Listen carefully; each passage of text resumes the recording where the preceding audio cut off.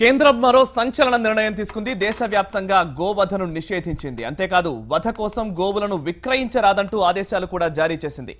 కేంద్రం తీసుకొచ్చిన ఈ నూతన నిబంధన ప్రకారం వ్యవసాయ భూములున్న రైతులకు మాత్రమే గోవులను విక్రయించాలి. ఇక కొనుగోలు చేసిన 6 నెలల వరకు మళ్లీ అమ్మకూడదని షరతులు విధించింది కేంద్రం. తాను వ్యవసాయదారుణ్ణి అని సరైన ధృవపత్రాలు చూపిస్తే కానీ ఇకపై గోవులను విక్రయించాల్సి ఉంటుంది. ప్రధానిగా మోడీ అధికారం చేపట్టాక గో సంరక్షణపై నిర్ణయం తీసుకోవడం ఇదే తొలిసారి. ఒక సంచలన నిర్ణయాన్ని కేంద్ర ప్రభుత్వం తీసుకోవడంతో దీనికి సంబంధించి హైందవ సమాజం నుంచి తీవ్రమైన హర్షాతిరేకాలు వ్యక్తమవుతున్నాయి. ఇదే అంశానికి సంబంధించి పూజ్యశ్రీ స్వామి పరిపూర్ణానంద కూడా హర్షాతిరేకాలు వ్యక్తం చేస్తూ ఒక స్టేట్మెంట్ ని కూడా ఇచ్చిన పరిస్థితి. ప్రస్తుతం స్వామీజీ మనకు లైవ్ లో అందుబాటులోకి వచ్చారు. నమస్కారం స్వామీజీ. నమస్తే స్వామీజీ, పర్యావరణ మంత్రిత్వ శాఖ ఇచ్చిన ఈ గెజెట్ నోటిఫికేషన్ ని మీరు ఎలా చూస్తారు? పర్యావరణ మంత్రిత్వ శాఖ ఇచ్చినటువంటి ఈ గెజెట్ నోటీస్ ఏదైతే ఉందో ఇది భారతీయుల యొక్క హృదయాన్ని ఆవిష్కరించింది. భారతీయ సంస్కృతిని నెత్తిన పెట్టుకుంది. భారతీయ సిద్ధాంతాన్ని పూజించింది. అలాగే ఈరోజు కోట్లాది భారతీయులు దీనికోసం ఎదురు చూస్తూ ఉన్నారు. మేము పూజించే గోవులకి ఎప్పుడు దేవాలయం కట్టకపోయినా ప్రభుత్వాలు దాన్ని వధశాలలకి పంపకుండా ఉండే చట్టం తీసుకురావాలనేటువంటి ఒక ఎదురుచూపులు ఈరోజు భారత ప్రభుత్వం, కేంద్ర ప్రభుత్వం ఈ నిర్ణయం తీసుకోవడం మొత్తం ప్రపంచానికి కూడా ఒక గొప్ప సందేశాత్మకంగా ఉంది. అయితే నా అభిప్రాయం ఏంటంటే గోవధ నిషేధముపై తీసుకొచ్చినటువంటి ఈ చట్టం ఏదైతే ఉందో ఈ చట్టంలో ప్రధానంగా ముందు తీసుకోవాల్సిన నిర్ణయం ఏంటంటే గోవధశాలల సమూల నిర్మూలన.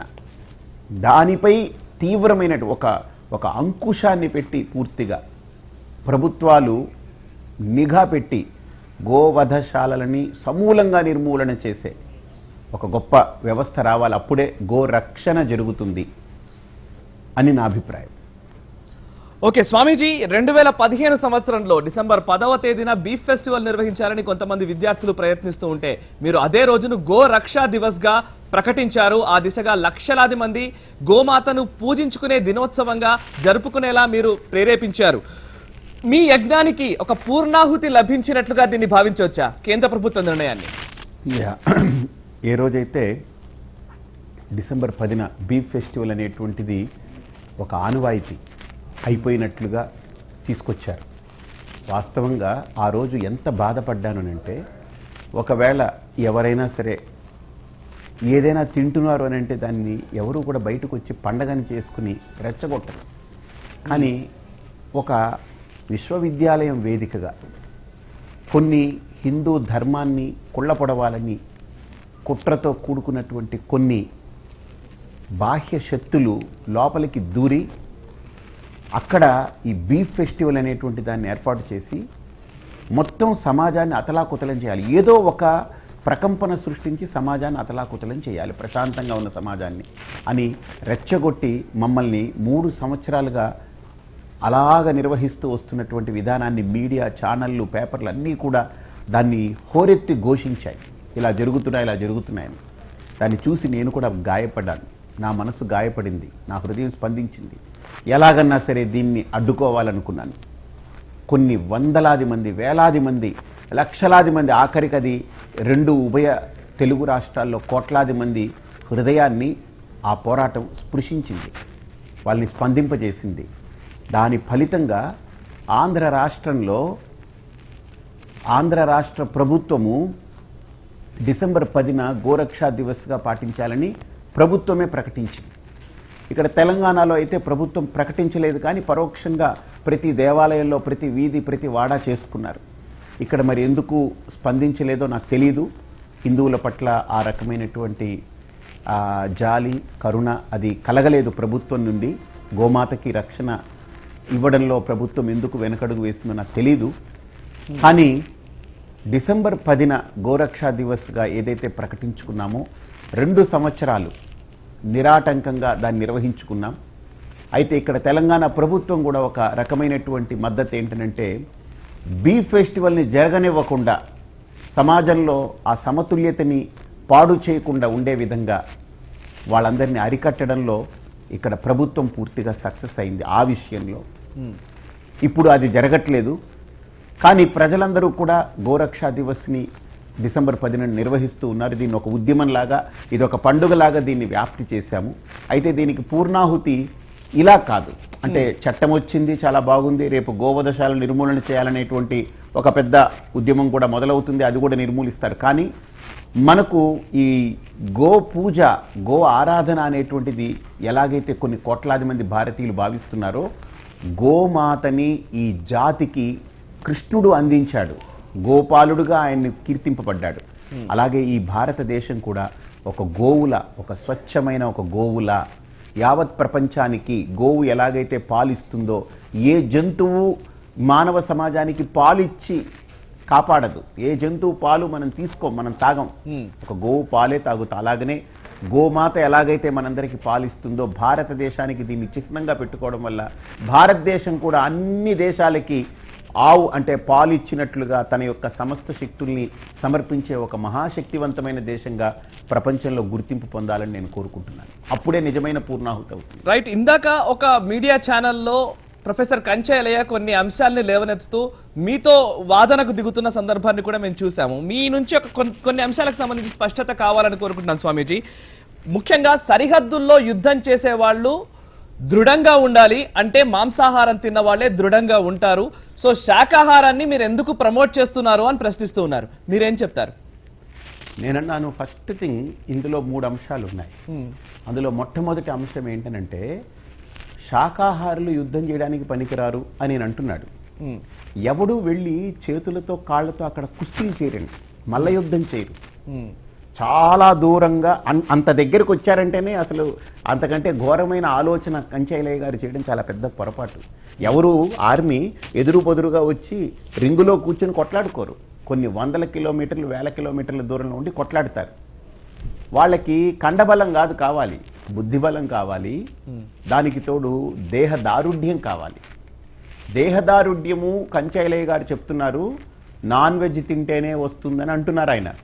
అది 100% తప్పు. ఆయనకి నాన్ వెజ్ తిని తిని తిని అలవాటైపోయి అది తింటేనే వస్తుందని ఆయన భ్రమలో ఉన్నారు. Pure veg. గాంధీ జాతిపిత గాంధీ మహాత్ముడు ఒక ఉద్యమం నడిపాడని ఆయన ఒప్పుకుంటే కనుక, ఒక బక్క మనిషి ఆయన ఒక కర్ర వేసుకుని ఆయన ఏం తిన్నాడని, ఆయన ఏం గోవులు తిన్నాడు, ఆయన ఎన్ని పులులు తిన్నాడు, ఎన్ని ఏనుగులు తిన్నాడు, ఈయనకి ఏమన్నా ఐడియా ఉందా? అసలు బుర్ర ఉంది ఆయనకి? కాబట్టి మాంసం తింటేనే శక్తి వస్తుంది అనుకోవడం పొరపాటు. అలాగని నేను ఎప్పుడు మాంసాహారాన్ని ఖండించలేదు. నేను అనేది ఏంటంటే, నువ్వు ఒకవేళ శక్తే కావాలనుకుంటే నేను చెప్పినటువంటి యుక్తి ఒకసారి ఆలోచన చేయండి.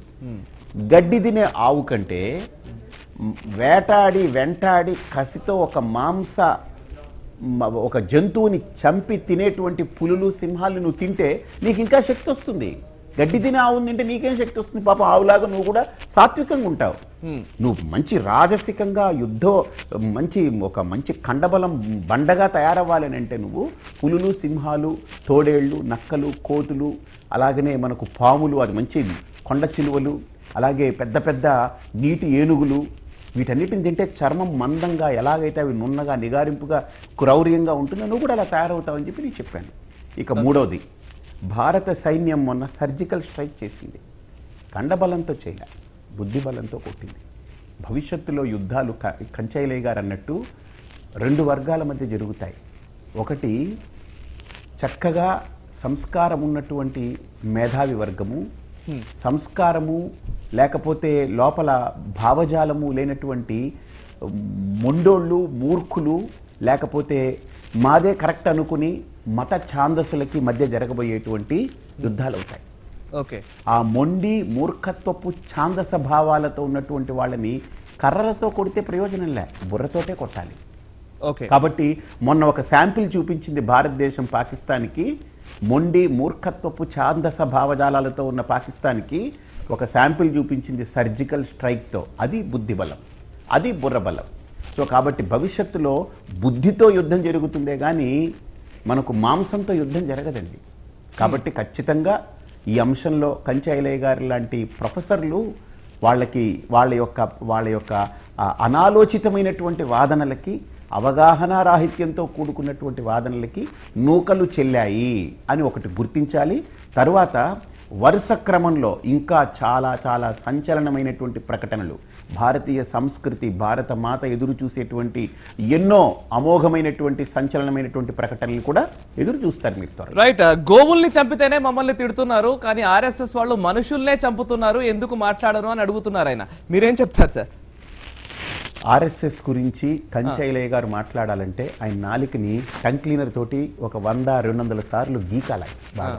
అది కూడా ప్లాస్టిక్ టంగ్ క్లీనర్ కాదు, ఐరన్ టంగ్ క్లీనర్తో గీక్కోవాలి. ఏం మాట్లాడుతున్నాడు ఆయన? ఆయన ఒక వారం రోజులు ఆర్ఎస్ఎస్ క్యాంప్లో ఉండమనండి. ఆయన శాఖని నిర్వహిస్తారు, శిక్షణ శిబిరం నిర్వహిస్తారు.